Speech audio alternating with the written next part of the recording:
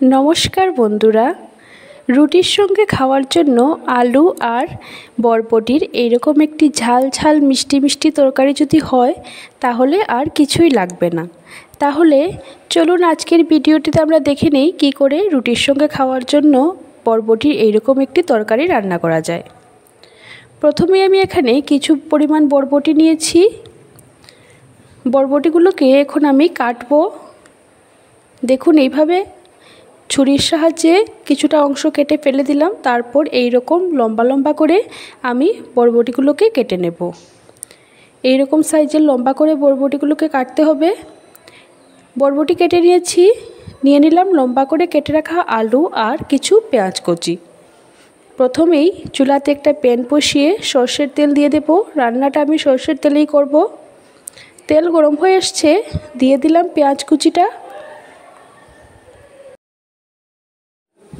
পেঁয়াজটাকে একটু ভালো করে ভেজে নেব, যাতে পেঁয়াজের মধ্যে যে কাঁচা গন্ধটাকে সেটা চলে যায়। একটু ভালো করে ভাজা হয়ে গেলে তারপর আমরা অন্য সব উপকরণ মিশিয়ে নেব।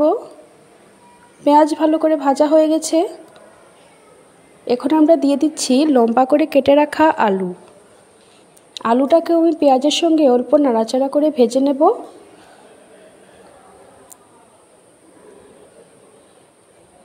আলুটা যখন একটু ভাজা ভাজা হয়ে আসবে তখন তার মধ্যে আমরা কেটে রাখা বরবটিগুলো দিয়ে দিচ্ছি। ভালো করে মিশিয়ে নেব।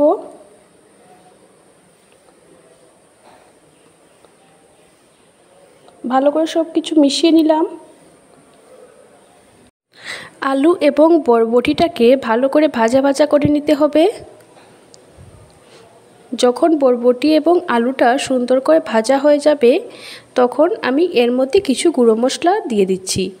দিয়ে দিলাম একটু হলুদ গুঁড়ো, দিয়ে দিচ্ছি 1 চামচ লঙ্কা গুঁড়ো, তরকারিটা একটু ঝাল ঝাল হবে। আর দিয়ে দিচ্ছি 1/2 চামচ জিরে গুঁড়ো। দিয়ে দিচ্ছি অল্প একটু আদা বাটা আর পরিমাণ মতো নুন। সব কিছু দেওয়া হয়ে গেলে মশলার সঙ্গে আলু বরবটিটাকে আবারও ভালো করে মিশিয়ে নেব। চুলার আঁচটা এখন আমি হাই রেখেছি, কিন্তু আপনারা অনবরত নাড়াচাড়া করতে থাকবেন যাতে মশলাটা নিচের দিকে লেগে না যায়। বরবটির সঙ্গে মশলাটাকে ভালো করে ভাজতে হবে যাতে মশলার কাঁচা গন্ধটাও চলে যায়। মশলাটা যত ভালো করে ভাজা হবে রান্নাটা খেতে ততই সুস্বাদু হবে।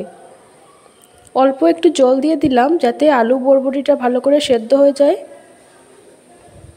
জল দেওয়া হয়ে গেলে কিছুক্ষণের জন্য আমি ঢাকা দিয়ে রেখে দেব সেদ্ধ করার জন্য।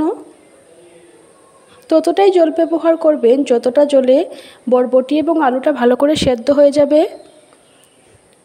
মিনিট 5 পরে আমি ঢাকনাটা খুলে নিচ্ছি।